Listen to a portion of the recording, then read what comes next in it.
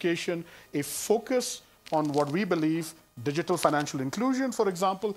These are the things that will take Pakistan well ahead in the 21st century and get around some of our problems. With that brief introduction, I would like to now welcome the Prime Minister to say a few words. Thank you.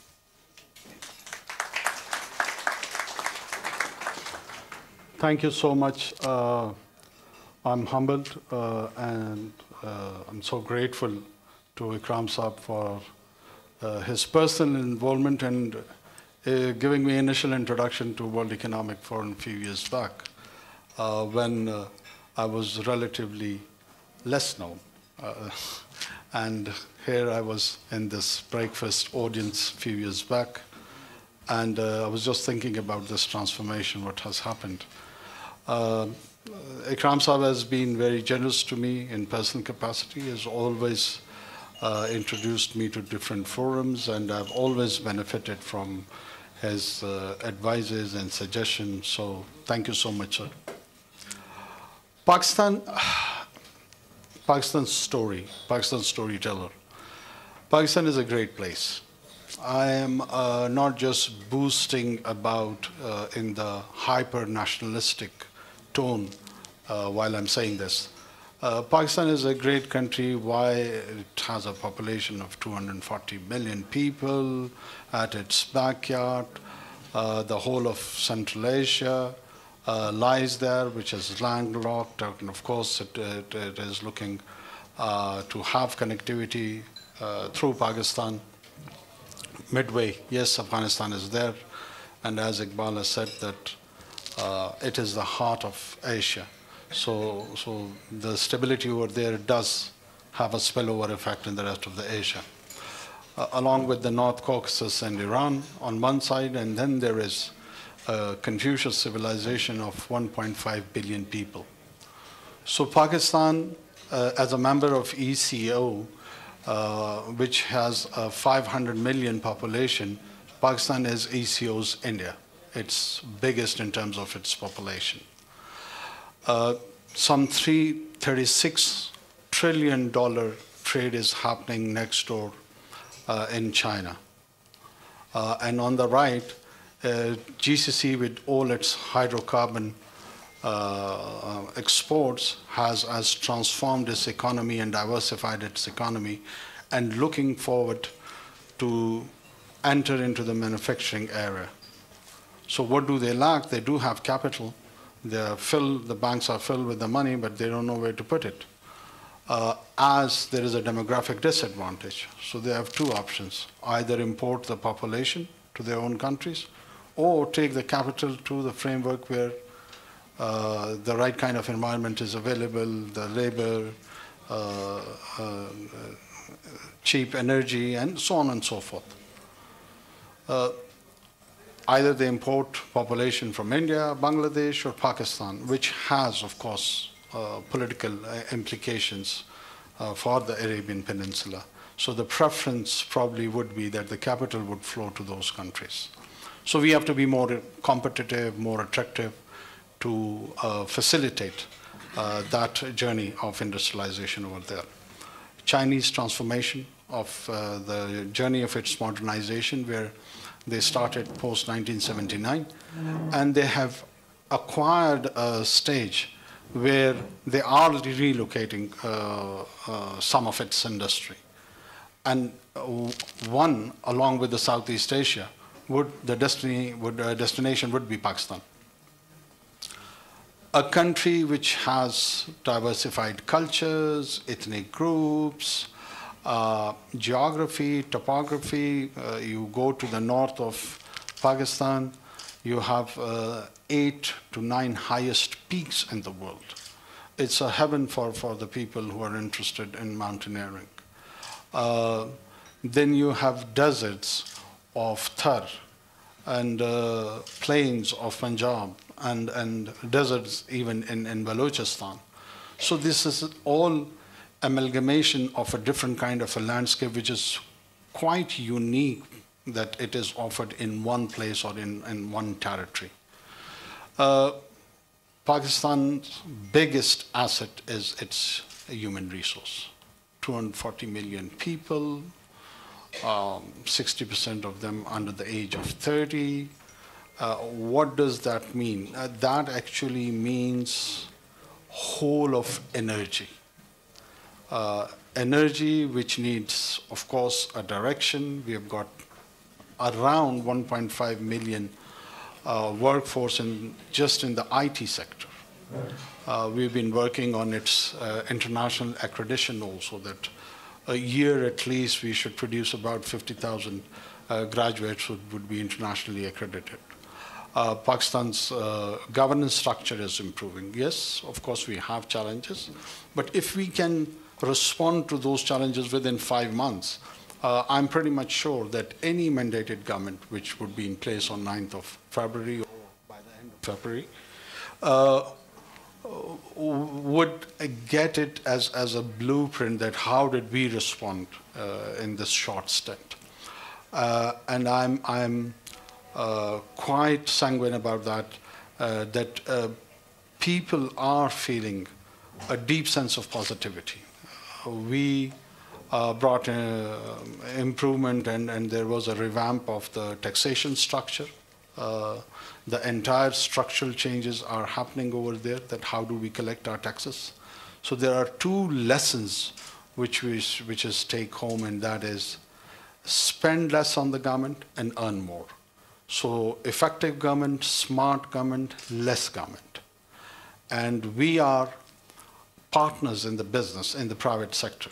We have our own stake with the private sector. We would encourage them to make more money, and we'll tax them, take our share of the business from them, and spend it on the social sector. This is the model. This is the model which can work. This is the model which has worked in many parts of the world, and I'm pretty much sure it would work here as well.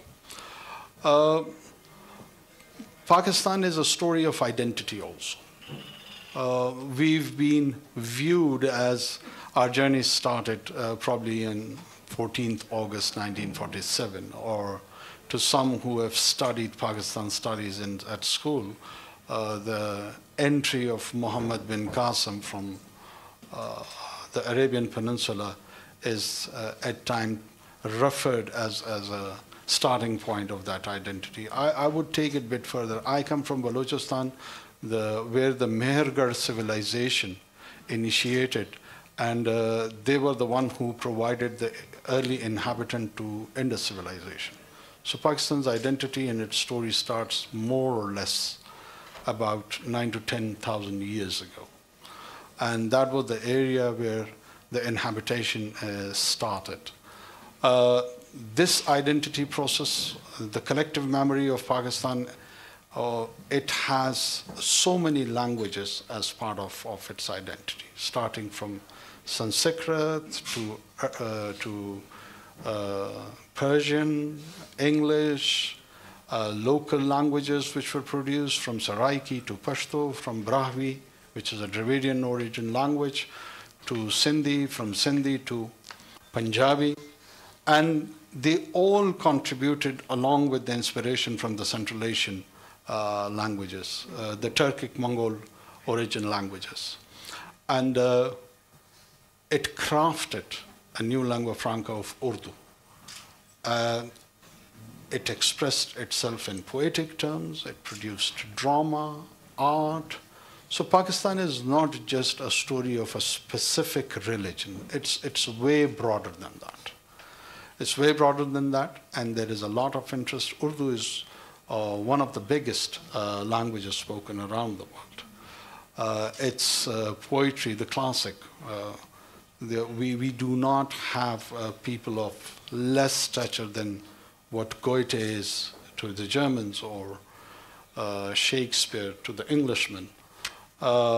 People like Ghalib and the rest have left a lot of deep mystic impact, and in the manner those expressions have been done.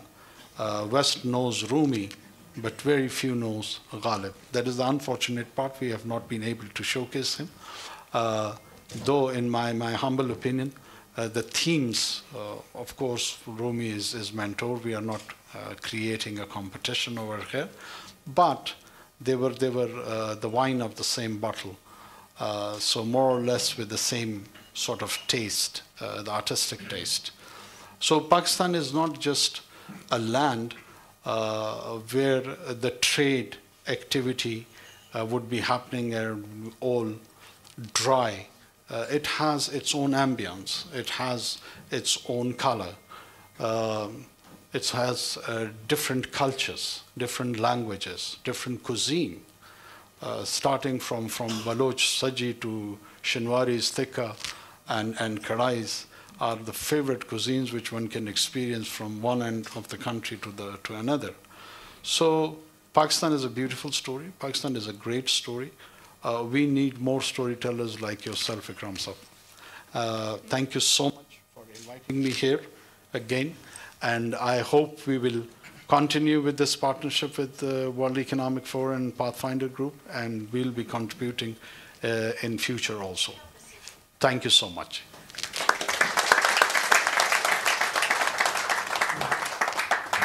Thank you very much, Prime Minister. I'll let Marek go. Thank you for those wonderful words, and I think the Pakistan story is a compelling one. Obviously a deep cultural and artistic history as well that has spanned, different provinces, different areas of Pakistan that bring its rich diversity in place. Maybe purely from, before I turn to a Q&A session from the audience, maybe just purely from a investor, and let's call it a foreign investor perspective, a lot of the concerns remain about in Pakistan and the bureaucracy over there and what we are doing to streamline. हक काकड़ तकरीब से खिताब कर रहे थे। उनकी जानिब से कहा गया कि कुदरत ने पाकिस्तान को बेपनाह नेमतों से नवाजा है। पाकिस्तान की नौजवान आबादी पाकिस्तान का असासा है।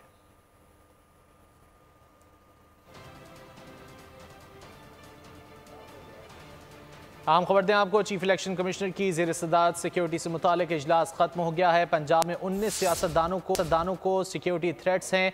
IG पंजाब की जानिब से बताया गया है सिक्योरिटी वजूहात की बिना पर सियासतदानों का नाम नहीं बता सकता। पंजाब में 92,000 सिक्योरिटी अहलकारों की किल्लत का सामना है। पंजाब में इंतखाबात के लिए अमन व अमान के हालात साजगार हैं। IG की जानिब से ये बताया गया है। तफसीलात जान लेते हैं फ़हद चौधरी से। फ़हद, आगाह कीजिए। जी देखिए, आज chief election commissioner Sikandar Sultan Raja की ज़ेर सदारत आम इंतखाबात में सिक्योरिटी उमूर से मुतालिक अहम इजलास हुआ। इस इजलास में सेक्रेटरी दाखिला आफ्ताब दुरानी के अलावा चारों सूबाई IG साहिबान शरीक थे और इस इजलास में सिक्योरिटी ज़रूरियात का जायजा लिया गया। इजलास खत्म होने के बाद IG पंजाब डॉक्टर उस्मान से जो है वो मुख्तसर गुफ्तगू हुई और उनका कहना था कि पंजाब में 19 सियासतदानों को सिक्योरिटी थ्रेट्स हैं।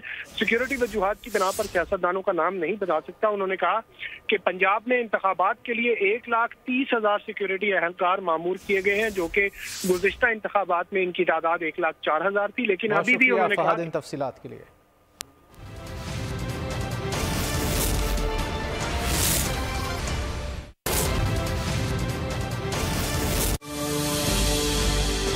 एक नए अज़्म के बोल, इत्तेहादो यगानगत के बोल, अवाम के ख्वाबों के बोल, पाकिस्तान की तामीर, तरक्की और इस्तेहकाम के बोल, बोल पाकिस्तान के साथ।